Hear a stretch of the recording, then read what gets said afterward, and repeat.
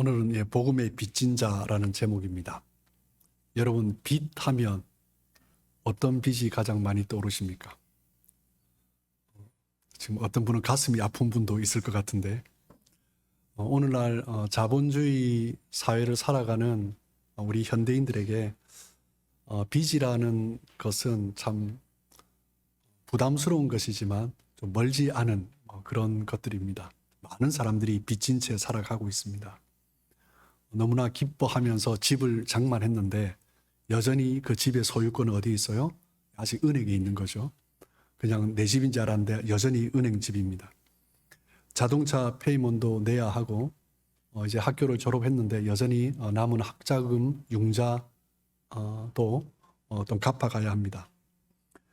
자본주의 사회를 살아가는 대부분의 사람들이 어떤 형태로든 빚을 지면서 살아가고 있습니다. 사업을 하는 사람들 보면 많은 사람들이 은행 융자를 해서 사업을 하죠. 그래서 사업을 잘하는 사람들이 내 돈으로 사업을 하는 것이 아니라 은행 돈을 어떻게 쓰느냐, 거기에 따라 사업의 성패가 좌우된다라고까지 이야기를 합니다. 빚이라는 것은 자본주의 사회를 살아가는 사람들의 일상이다라고 할 수 있습니다. 너무나 우리에게 가까이 다가와 있는 것이지만 그럼에도 불구하고 너무나 부담스러운 것이 빚입니다. 갚아야 할 돈이 있다는 것은 우리로 하여금 많은 스트레스를 또 주고, 어떤 사람들은 빚 때문에 정말 정신적인 문제까지 경험하기도 합니다.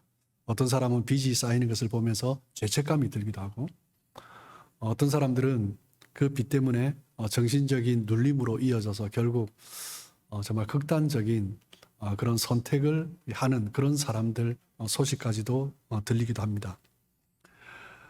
그렇기 때문에 이 빚은 스트레스고 너무나 무겁고 힘든 것이기 때문에 어느 순간 정말 축복 가운데 빚을 다 탕감했다, 다 갚았다 이러면 정말 기쁜 거죠. 그만큼 자본주의 사회를 살아가면서 큰 기쁨도 없을 것입니다. 그런데 오늘 본문에서 사도 바울은 자기 자신을 빚진 자다라고 소개를 하고 있습니다. 로마서 1장 14절을 보시면 헬라인이나 야만인이나 지혜 있는 자나 어리석은 자에게 다 내가 빚진 자라. 빚진 자다라는 의미는 오페일레테스라는 헬라어인데 내가 반드시 해야 할 의무적인 일이 있다라는 것입니다. 그것을 의미하는 거죠. 사도 바울은 내가 반드시 해야 될 의무로 해야 될 일이 있다라는 거죠. 그렇게 자기 자신을 정의하고 있습니다. 사도 바울은 사실 복음과 거리가 먼 사람이었습니다. 예수 그리스도의 복음을 따르는 사람들을 핍박하는 사람이었죠. 그런데 다메섹 도상에서 예수님을 만났습니다. 율법에 그렇게 충실하게 살았던 사람인데 예수님을 만나고 난 이후에 복음이 자신의 삶을 완전히 변화시켜 버렸습니다. 나는 네가 핍박하는 예수라, 그 음성을 듣고 그 예수님을 만나고 난 이후에 도무지 저항할 수 없는 그 복음의 강력한 힘에 의해서 사도 바울은 완전히 고꾸라지게 됩니다. 복음을 경험한 이후에 바울의 인생은 완전히 변화되었고, 복음을 경험한 그의 인생으로 말미암아 사도 바울의 삶의 방향이 바뀌었습니다. 목적이 복음을 증거하는 거죠. 유대인들에게 복음을 증거하고 그리고 이방인들에게 나아가 땅끝까지 복음을 증거하는 것이 사도 바울의 꿈이 되었습니다. 그래 하면서 오늘 본문에서 우리가 함께 읽은 로마 교회도 복음을 증거하고 싶어 했습니다. 당시 예수 믿는 것이 그렇게 자랑스러운, 사람들이 부러워하는 그런 일이 아니었습니다.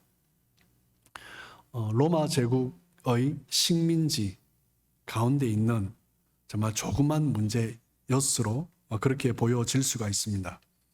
로마 사람들은 세계 최고의 권력을 가진 사람들이었습니다. 자신들 로마 시민 외에는 다른 사람들을 다 하대하는 그런 성향이었죠. 야만인, 미개인으로까지 취급하기도 했습니다. 그들 자신은 세계 최고의 법을 가지고 있는 그런 나라다, 제국이다라고 생각을 했습니다. 자기들이 지배하고 있는 식민지 이스라엘에 그 십자가에 매달린 한 청년이 어떤 사람인가, 그것을 자랑하고 다니는 것은 도무지 이해가 되지 않는 거죠. 입에 올리기도 부끄럽고 수치스러운 그런 이야기였습니다. 당시 사도 바울이 전하는 그 십자가의 복음의 이야기는 너무나 초라하게 보일 수 있지만 바울은 결코 그런 마음을 가지지 않았습니다. 결코 주눅들지 않고 당당하게 복음을 선포했습니다. 세상의 거대한 힘, 로마의 그 거대한 힘에 결코 밀리지 않고 당당하게 복음을 전한 거죠. 고린도전서 1장 23절을 보시면 우리는 십자가에 못 박힌 그리스도를 전하니 유대인에게는 거리끼는 것이요 이방인에게는 미련한 것이로다. 유대인들은 예수의 이름 자체가 신성모독이었습니다. 그렇기 때문에 예수의 이름을 올리는 것 자체, 그 이름을 언급하는 것 자체를 싫어했습니다. 너무나 불편한 이야기죠. 그래서 거리꼈습니다. 이방인들에게는 그 청년 예수가 종교를 일으키고 난 다음에 십자가에 못 박혀 죽었습니다. 그 청년 예수의 이름을 증거한다라는 것은 너무나 미련하고 어리석게 보이는 것이었습니다. 유대인들에게도 이방인들에게도 결코 자랑스러운 복음이 아니었습니다. 그럼에도 불구하고 사도 바울은 이 복음을 자랑스럽게 여기고 있는 거죠. 다메섹으로 가는 길에 주님을 만나고 난 이후에 자신의 삶을 완전히 변화시켜버렸고 내 삶 가운데 내가 그동안 경험하지 못한 새로운 것을 열어주셨기 때문에 너무나 자랑스러웠던 것입니다. 이것이 바로 복음의 능력입니다. 세상 사람들이 뭐라고 하든지 간에 그 복음이 나를 변화시킨 것입니다. 그 복음으로 말미암아 내 인생이 바뀐 것입니다. 그렇기 때문에 믿지 아니하는 가족이, 믿지 않은 이웃들이 나에게 뭐라고 해도 나는 당당한 거죠. 그 복음의 기쁨이 나에게 있는 것입니다. 복음이 무엇인가를 분명하게 아는 사람은 복음을 이야기하는 것을 부끄러워하지 않습니다. 복음을 부끄러워하고 당당하게 말하지 못하고 있다면, 교회를 다니는 것을 당당하게 말하지 못하고 있다면 그 사람은 아직 복음이 무엇인지 모르는 사람입니다. 사도 바울은 세상에 대해서 결코 기죽지 않았습니다. 지금 이 시대와 결코 비교할 수 없는 너무나 부끄럽고 수치스럽고 멸시받는 그 이름이었지만 그럼에도 불구하고 결코 바울은 기죽거나 주눅들지 않고 당당하게 그 이름을 전했던 것입니다. 내가 경험한 그 복음, 나를 변화시킨 그 복음, 땅끝까지 나의 동족과 이방인 땅끝까지 복음을 전하는 것, 그것이 나에게 주어진 사명이다라고 그렇게 생각하며 살아갔습니다. 사도 바울은 오늘 본문에도 말을 하고 있지만 여러 번 로마에 가고 싶었습니다. 그런데 길이 막혀서 가지 못했죠. 사도 바울이 로마로 가려고 했던 이유는 딱 하나입니다. 당시 팍스 로마나 그 로마의 번영, 그 평화, 그것이 부러워서 가려고 했던 것이 아닙니다. 이유는 딱 하나죠. 복음을 증거하기 위해서였습니다. 모든 길은 로마로 통한다고 할 정도로 로마는 세계의 중심이었습니다. 세계 모든 것들이 로마로 집중되었고 로마로부터 나왔습니다. 그렇기 때문에 그 로마에 열려진 길을 통하여서 사도 바울은 복음을 증거하러 가려고 했고, 그리고 그 로마에 열려진 길을 통해서 땅끝까지 복음을 증거하고 싶었던 것입니다. 로마서는 사도 바울이 3차 전도 여행 중에 고린도에서 쓴 편지입니다. 가려고 해서 또 막혀서 가지 못했죠. 그래서 그곳에서 편지를 썼습니다. 편지를 쓰면서 사도 바울이 가졌던 마음은 무엇입니까? 다른 서신서들을 보면 대부분의 서신서가 그 교회 안에 있었던 내부적인 문제 때문에 사도 바울이 서신서를 썼습니다. 근데 로마서는 조금 달라요. 교리 부분에 대해서 많이 언급을 하고 있죠. 그렇다고 로마서는 교리서가 아닙니다. 로마서의 핵심적인 내용은 무엇이냐면 바른 복음을 로마 교회에 증거하는 거죠. 로마 교회는 사도 바울이 세운 교회가 아닙니다. 오순절날 은혜를 받은 사람들 중에 자연적으로 이주했던 사람들이 그곳에서 교회를 세웠습니다. 그렇기 때문에 하나님의 말씀에 복음에 바로 서 있는가 사도 바울이 조금 염려했던 것 같아요. 그래서 바른 복음이 무엇인지 전해주었고, 그리고 로마서에서 가장 중요한 핵심적인 메시지는 무엇이냐면 너희들이 이 바른 복음 위에 세워지고 그 다음에 나와 함께 땅끝까지 복음을 증거하는 데 쓰임받았으면 좋겠다. 그것이 로마서의 가장 중요한 핵심적인 메시지입니다. 그렇기 때문에 로마서를 읽을 때는 교리서로 읽을 것이 아니라 사도행전에서 베드로와 사도 바울 그리고 제자들이 땅끝까지 복음을 증거하기 위해서 가졌던 그 열정, 그 마음을 가지고 로마서를 읽어야 합니다. 그것이 바로 로마서를 쓴 사도 바울의 본 마음이기 때문이죠.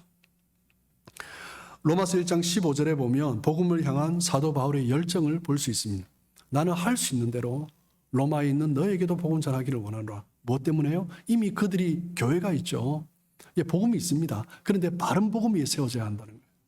내가 교회를 다니는 것만으로 나는 복음을 다 알았다고 말해서는 안 된다는 거예요. 바른 복음이 필요하다는 거예요. 어떤 복음이에요? 나를 변화시키고 나를 일으키고 이 복음을 가진 사람이 어떤 삶을 살아야 하는가, 그 복음을 너희들에게 전하고 싶다라는 것입니다. 사도 바울에게 있어서는 이 로마서 가운데 중요한 것은 전도의 열정입니다.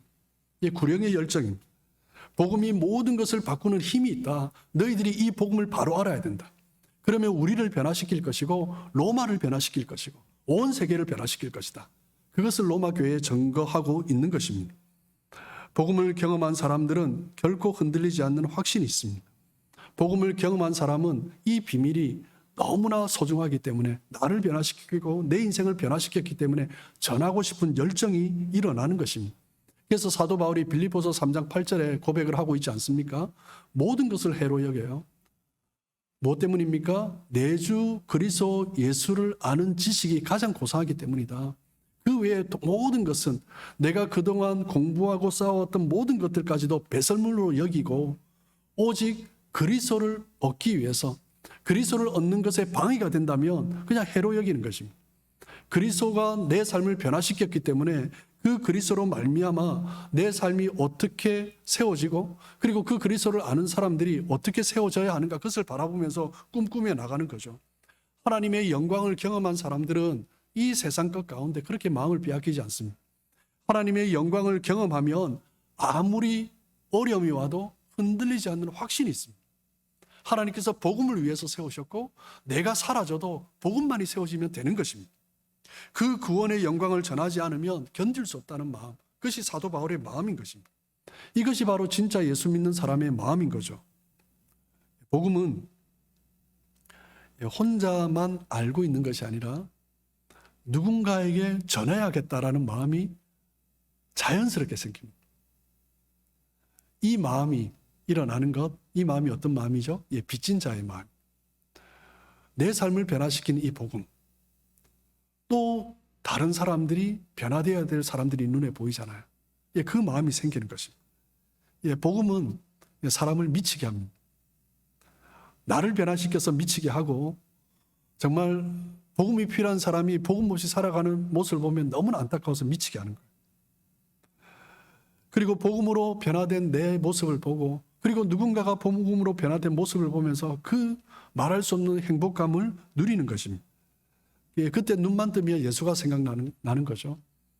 복음을 증거하고 복음으로 인하여서 나타나는 그 놀라운 폭발력, 그것을 경험하면 그것과 비교할 수 없는, 이 세상에는 비교할 수 없는 기쁨이 없는 것입니다.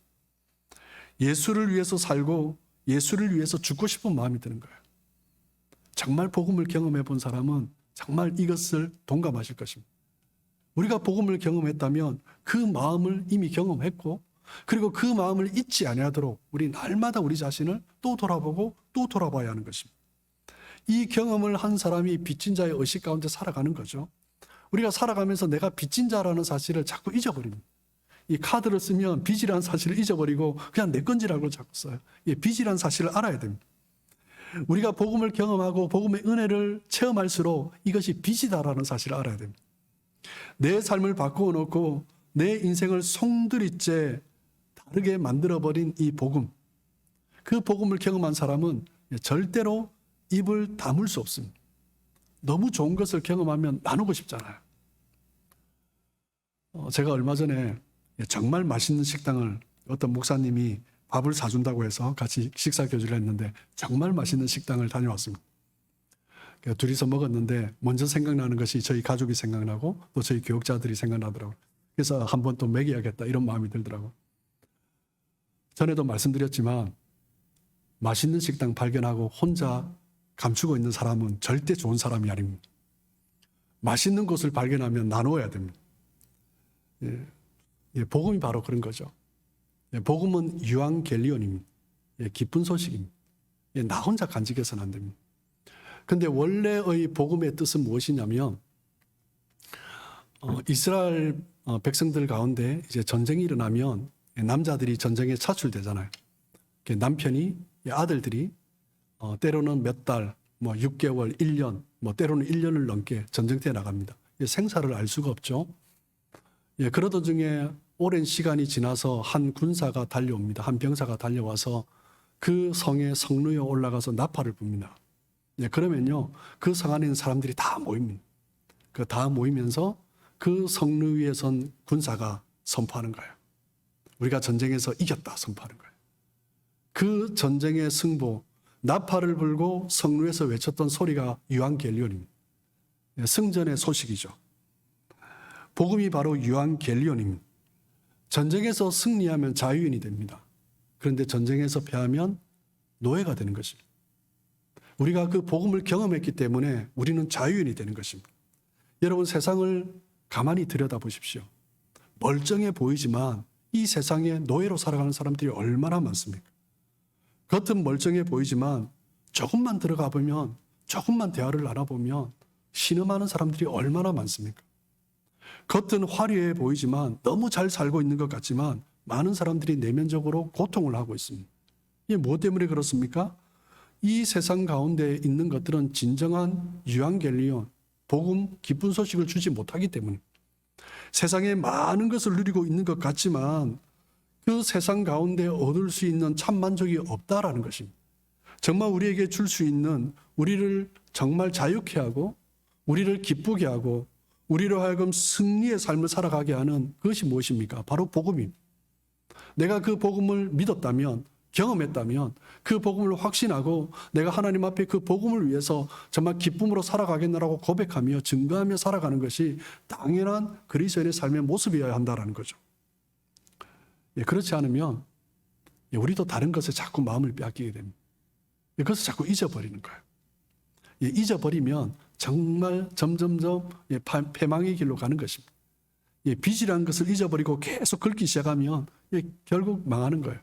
복음도 마찬가지입니다. 내가 복음의 빚이라는 생각을 잊어버리고 그냥 이 복음 가운데 나를 위해서 살아간다. 그것은 참 복음이 아니죠. 기복적인 것은 참 복음이 아닙니다. 그냥 자기만을 위한 것, 내가 구하는 것, 나를 위해서, 나의 가정을 위해서, 나의 재산을 위해서 그것만을 구하고 있다면 참 복음이 아닙니다. 유앙겔리온은 그런 것이 아닙니다. 우리가 이 세상을 살아가는 동안 가장 중요한 일은 무엇입니까? 죽어가는 영혼을 구원하는 일입니다.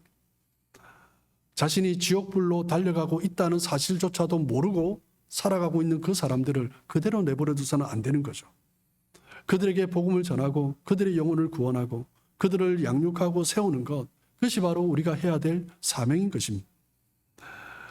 하나님의 사람으로 세워지는 것을 바라볼 때 그들이 하나님의 자녀로서 정체성을 가지고 회복되는 것뿐만 아니라 함께 하나님의 일을 동력하는 사람으로 세워지는 것을 볼 때 그것보다 더 큰 기쁨이 없는 것입니다. 사도 바울이 로마 교회에 가서 복음을 전하고 싶어하는 그 마음을 가지고 있었습니다.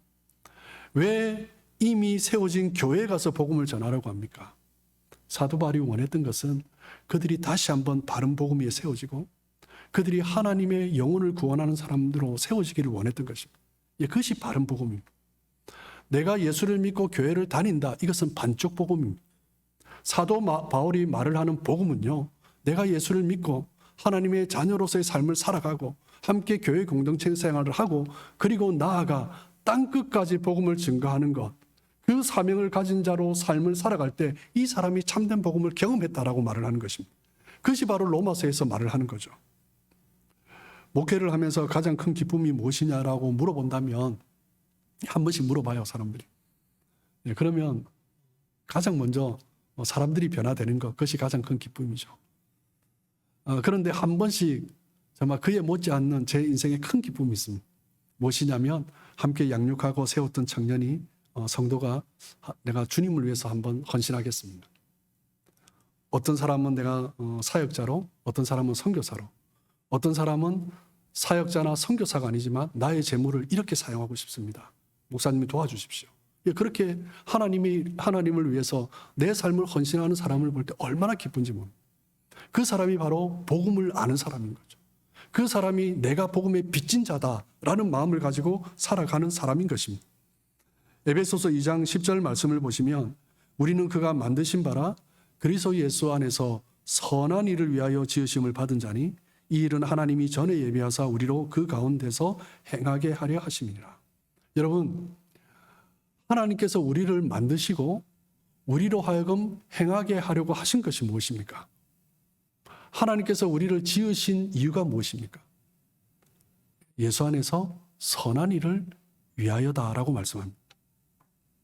예수를 통해서 선한 일을 하는 거예요. 여러분, 예수를 통해서 선한 일을 하는 것이 무엇입니까? 하나님께서 우리를 만드셨어요. 하나님 만드신 걸작품입니다. 하나님께서 그냥 만드시지 않았어요. 하나님께서 너무나 소중한 존재로 만드셨습니다. 하나님이 일을 함께 하고 싶어 하는 거죠. 그런데 많은 사람들이 자기 자신을 잘 모릅니다. 그래서 고대 철학자가 이런 말을 하지 않습니까? 너 자신을 알라. 우리 옆에 분하고 한번 인사하시겠습니다. 너 자신을 알라. 간혹 어떤 사람들은 너 꼬라지를 알라 이러는데 그러면 안 되고요. 너 자신을 알라. 이 부분은요, 그냥 옆에 사람들에서 너나 알아 그런 의미가 아니라 정말 철학적인 명제입니다. 그리고 우리 인생에서 가장 중요한 주제입니다. 이것을 놓치면 안 돼요. 많은 사람들이 나 자신을 모르고 살아요. 청소년들이 왜 방황합니까? 자기를 모르는 거예요. 나는 왜 우리 가정에서 태어났는가? 우리 부모는 나에게 왜 이렇게 하는가? 이 사회는 나를 왜 이렇게 힘들게 하는가? 그러면서 방황하는 것입니다. 그래서 하나님께서 우리에게 정체성을 가르쳐 주시는 거예요. 네가 누구다라고 말씀해 주시는 거예요. 그래서 청소년기에 젊은 시절 자신의 정체성을 발견하면 흔들리지 않습니다. 한 번씩 방황을 해도 그 젊은 시절 청소년기에 가졌던 그 정체성 때문에 다시 금방금방 회복이 됩니다. 그래서 젊을수록 자기가 누구인가를 발견하는 것은 너무나 중요한 것입니다.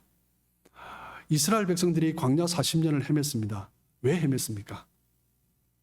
자기가 누군지 몰라서 그런 거예요. 440년 동안 애굽에서 종살이를 하다가 나왔어요. 그럼에도 불구하고 그들은 하나님의 백성이에요. 그래서 하나님께서 가나안 땅으로 인도해 주신다고 이제 때가 되어서 데리고 가시는데 가나안 땅으로 이끌어 가셨어요. 그런데 안 들어간다고 한 거예요. 못 들어가겠다는 거예요. 왜요? 자기들이 누군지 모르는 거예요. 그래서 광야 40년을 헤맨 거 아닙니까? 모세가 왜 그 40세에 미디안 광야로 가서 도망자로 80세까지 그렇게 살았습니까? 자기가 누군지 모르는 거예요. 모세를 보며 어린 시절, 유아 시절에 친모로 말미암아 자기가 누군지 배웠죠. 어렴풋이 배웠어요. 근데 그것이 자기에게 사명으로 오지 않은 거예요. 정말 자기가 누군가, 그냥 유대인 것은 알았는데 무엇을 해야 되는 자신의 정체성을 몰랐던 거예요. 그러니까 실수를 하는 거죠. 자기가 유대인인 것은 알지만 무엇을 위해서 살아야 되는지 모르니까 실수를 하는 것입니다. 그러다가 그 가장 인생에서 중요한 그 40 전부터 그랬겠죠. 바로의 궁에 있으면서 80세까지 그렇게 도망자로 인생을 허비하면서 산 것입니다. 뭐 때문에 그랬어요? 모세 자신을 몰랐기 때문에. 그래서 80세에 하나님이 부르실 때도 그때도 몰랐습니다. 그래서 하나님께서 가르쳐 주시잖아요. 하나님을 발견하고 나면 그 다음 발견하는 게 무엇입니까? 나 자신을 발견하는 거예요. 나를 연구해서 발견하는 것이 아니라 하나님을 깨닫고 나면 내가 깨달아지는 것입니다. 내가 깨달아지면 하나님께서 나를 통해서 무엇을 하시는가, 내가 무엇을 위해서 존재하고 있는가, 그것을 깨달아지는 거죠. 그러면서 사명을 발견하게 되는 것입니다. 하나님을 알 때 주어지는 가장 큰 축복은 내가 누구인가를 선명하게 알게 되는 거죠. 그리고 깨닫게 되는 것은 하나님 앞에 어떻게 쓰임 받아야 하는가, 그것을 깨닫게 되는 것입니다. 그때 모세가 새로운 인생이 열리게 되는 것입니다. 우리의 삶도 마찬가지입니다. 내가 하나님 안에서 하나님이 어떤 분인가 바로 깨달아야 돼요. 그것이 바른 복음이다라는 거예요. 그래서 사도 바울이 로마 교회 성도들에게 복음을 전가하는 것입니다. 복음을 믿고 있는 사람들이 교회 다니고 있지 않습니까? 그럼에도 불구하고 복음을 전하는 거예요. 하나님을 바로 알아야 된다. 복음이 뭔지 바로 알아야 된다. 내가 잘 먹고 잘 사는 것, 너희들이 세계 최대 제국 로마에서 함께 모여서 예배하고 기도하고 말씀 나누고 그것만으로 그쳐서는 안 된다라는 무엇이 복음이냐라는 내가 땅끝까지 복음을 전할 테인데 서바나까지 복음을 전할 테인데 너희가 함께 힘을 모아서 동력해야 된다. 그것이 복음이다라는 거예요. 요한복음 6장 29절에 보면 예수님께서도 말씀하십니다. 네. 요한복음 6장 29절입니다. 하나님께서 보내신 이를 믿는 것이 하나님의 일이니라 라고 말씀을 하고 있습니다. 하나님을 가장 기쁘시게 하는 일은 하나님께서 보내신 예수를 믿는 것입니다. 예수님을 잘 믿는 것이 하나님을 잘 믿는 것입니다. 예수님을 알지 못하는 사람들에게 복음을 전해서 그들을 구원하는 것, 그것이 하나님의 일이다라고 말씀을 하고 있습니다. 그리고 그들이 구원을 얻고 그들이 잘 양육받아서 하나님의 일 가운데 함께 동력자로 쓰임받도록 세워가는 것, 그것이 바로 먼저 믿은 자의 사명이다라는 거죠. 하나님은 우리를 지으시고 우리를 구속하시고 지키고 보호하십니다. 그리고 하나님께서는 우리에게 한 가지 부탁을 하셨습니다.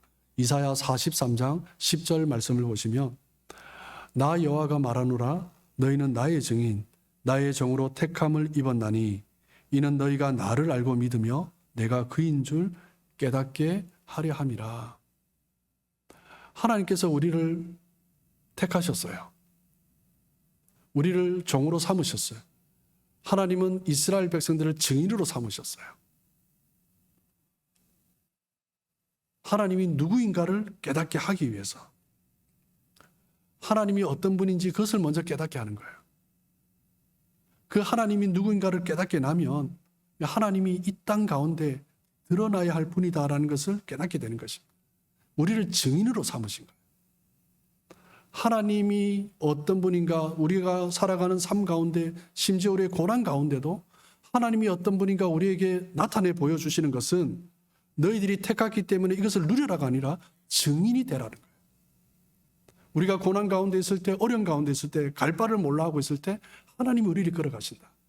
하나님 우리에게 새로운 생명을 주신다. 우리는 증인이 되어야 한다. 그래서 이스라엘 백성들에게 먼저 그 축복을 주신 것입니다. 우리 믿는 사람도 마찬가지죠. 하나님께서 우리에게 이런 축복을 주시는 이유는 무엇입니까? 함께 올리는 거예요? 그것도 축복이죠. 그런데 무엇을 위해서요? 증인이 되기 위해서. 함께 그렇게 격려하며 세워가는 것입니다. 이사야 43장 12절 말씀을 보시면 내가 알려주었으며 구원하였으며 보였고 너희 중에 다른 신이 없었나니 그러므로 너희는 나의 증인이요 나는 하나님이라 여호와의 말씀이니라. 왜 하나님이 내가 누구인지 알려주셨습니까? 왜 하나님이 구원하셨습니까? 왜 하나님이 어떤 분인지 보여주셨습니까? 너희가 나의 증인이다라는 거예요. 왜 하나님이 우리에게 말씀을 주십니까? 너희가 나의 증인이다라는 거예요. 여러분이 왜 이 자리에 있습니까? 너희가 나의 증인이다라는 거예요. 우리의 삶 가운데 왜 하나님의 은혜를 체험하며 살아갑니까? 너희가 나의 증인이다라는 거예요. 이것은 구약뿐만 아니라 신약에도 일관된 하나님의 메시지입니다. 예수님께서 마지막 승천하시기 전에 제자들에게 주신 메시지가 무엇입니까? 마태복음 28장 19절 20절 말씀입니다. 그러므로 너희는 가서 모든 민족을 제자로 삼아 아버지와 아들과 성령의 이름으로 세례를 베풀고 내가 너희에게 분부한 모든 것을 가르쳐 지키게 하라. 볼지어다 내가 세상 끝날까지 너희와 항상 함께 있으리라. 예수님께서 우리에게 주신 가장 마지막 말씀이 무엇입니까? 모든 민족으로 너희는 가서 모든 민족으로 제자를 삼으라는 거예요. 가르치라는 거예요. 세례를 베풀라는 거예요. 그럴 때 그런 자들에게 내가 함께 있겠다라는 거예요. 예수님은 임마누엘로 오셨습니다. 우리와 함께 하시는 하나님으로 오셨어요. 누구를 위해서요? 나를 증거하는 증인을 위해서. 바른 복음을 깨달은 사람을 위해서. 그들과 끝날까지 항상 함께 있을 것이다. 그것이 예수님의 말씀입니다. 이 말씀은 순종해도 되고 순종하지 않아도 되는 말씀이 아닙니다. 반드시 순종해야 되는 거죠. 사도 바울은 이 사명을 깨달은 것입니다. 그래서 고린도전서 9장 16절에 고백을 하고 있지 않습니까? 내가 복음을 전할지라도 자랑할 것이 없으면 내가 부득불할 일임이라. 만일 복음을 전하지 아니하면 내게 화가 있을 것이로다. 복음을 알았다면 내가 하나님의 자녀가 되었고, 그리고 이 복음을 이제 통하여서 내가 증인으로서 삶을 살아야 되는 것이 당연한 복음의 하나의 세트라는 거죠. 그래서 전하는 것이 자랑이 아니다라는 거예요. 복음에는 당연히 포함되는 것이라는 거죠. 그런데 이 복음에서 빠져버리면 이 복음이 온전한 복음이 아닌 거예요. 그러니까 화가 있을 것이다라는 거예요. 내가 복음을 받았는데 내가 하나님 자녀로서 구원을 받았다. 거기에 멈춰버리면 화가 있다는 거예요. 그 의미가 뭐예요? 복음을 완전히 깨닫지 못했다는 거예요. 내가 원하는 것만 취한 거죠. 복음의 전체를 취하지 않은 거죠. 그래서 사도 바울이 이 고백을 하는 것입니다. 여러분, 이 세상에서 가장 지혜로운 사람이 누구입니까? 이 자본주의 사회에 어떻게 하면 돈을 잘 벌 수 있는가? 그것을 가르쳐주는 사람이 지혜로운 사람입니까? 어떻게 하면 빨리 출세할 수 있는가? 어떻게 하면 다른 사람들과의 관계 속에서 처세술을 잘할 수 있는가? 어떻게 하면 많은 사람들에게 인기를 내 사람으로 만들 수 있는가? 그것이 지혜로운 사람입니까? 아니요, 그렇지 않습니다. 성경은 그렇게 말하지 않습니다. 이 세상의 모든 영광은 아침 안개와 같다라고 말씀합니다. 해가 뜨면 다 사라지는 것들입니다. 이 세상에 있는 것, 내가 찾고 구하고 마시면 마실수록 갈증이 나는 바닷물과 같은 것이다 라고 말을 합니다. 결코 세상의 것은 만족을 줄 수 없습니다. 다니엘은 12장 3절에서 이렇게 고백을 합니다. 지혜 있는 자는 궁창의 빛과 같이 빛날 것이요, 많은 사람을 옳은 대로 돌아오게 한 자는 별과 같이 영원토록 빛나리라. 누가 지혜로운 사람입니까? 많은 사람을 주님 앞으로 돌아오게 한 사람이다라는 거예요. 이 말씀은 말씀을 선포하는 목회자, 사역자만 말하지 않습니다. 땅끝까지 가서 복음을 증거하는 그 사람만을 말하지 않습니다. 골방에서 한 영혼을 위해서, 열방을 위해서 기도하는 그 사람도 포함하는 것입니다. 내 삶 가운데 정말 작은 모습으로 그리스도인의 삶을 살아가면서 정말 예수 믿으면 이렇게 좋아요라고 증거하는 그 사람을 말을 하는 것입니다. 가장 지혜로운 사람은 하나님께서 가장 기뻐하시는 일이 무엇인지 알고 깨닫고 그것을 위해서 살아가는 사람입니다. 하나님을 알고 하나님을 믿는 사람들은 하나님의 말씀을 믿기 때문에 하나님께서 기뻐하시는 일이 무엇인지를 반드시 깨닫게 되고 그것이 그 삶의 목표가 되어서 살아가게 되는 것입니다. 그것이 바로 우리 그리스도인의 삶의 모습이다라는 거죠. 사랑하는 성도 여러분, 우리 모두는 복음의 빚진 자입니다. 우리는 빚진 자의 심정을 가지고 살아가야 합니다. 마땅히 멸망의 길로 가야 하지만 그 십자가로 말미암아 우리는 구원을 얻었습니다. 그 구원을 얻게 하고 하나님이 어떤 분인지 우리에게 보여주신 것은 너희로 증인이 되게 하기 위함이다라고 말씀하십니다. 그래서 우리가 이 땅을 살아가면서 항상 놓치지 말고 해야 될 것은 증인으로서, 그리고 한 영혼을 품고 기도하고 세워가는 삶, 그 삶을 놓치지 않고 살아가야 합니다. 우리가 6월 2일 새생명 축제를 하게 됩니다. 정말 이 시간만이 우리의 사명의 삶이 되어서는 안 됩니다. 이 시간을 통하여서 우리가 조금 더 집중하는 거죠. 조금 더 집중하기 위해서 우리가 이 부분에서 소홀해졌다면 우리가 함께 기도하자는 것입니다. 그래서 지난 2주 동안 함께 기도해왔죠. 그리고 오늘 우리가 함께 작정할 것입니다. 지난 2주 동안 우리 주변에 있는 사람들 뿐만 아니라 멀리 있는 한국의 다른 어느 곳에 있는 사람들, 정말 복음이 필요한 사람들을 위해서 올려놓고 하나님 앞에 기도했습니다. 그리고 오늘부터는 정말 더 구체적으로 정말 우리가 6월 2일 날 초청할 그 사람을 위해서 정말 분명한 목표를 가지고 함께 기도하며 나갔으면 좋겠습니다. 그래서 함께 작정하며 나가는 거죠. 정말 이 시간뿐만 아니라 정말 우리 평생의 삶이 정말 이 사명을 놓치지 않고 살아갔으면 좋겠습니다. 그런 저와 여러분, 그리고 우리 교회가 되기를 간절히 소망하고, 그러므로 말미암아 우리의 삶을 통해서 주님의 뜻이 이루어지고 정말 하나님께서 말씀하시는 것처럼, 다니엘서를 통해서 우리에게 말씀하시는 것처럼 우리 모두가 저 하늘의 거룩한 빛난 별처럼 정말 그렇게 소중하게 여김받는 우리 모든 성도님들 되시길 주님의 이름으로 축복합니다.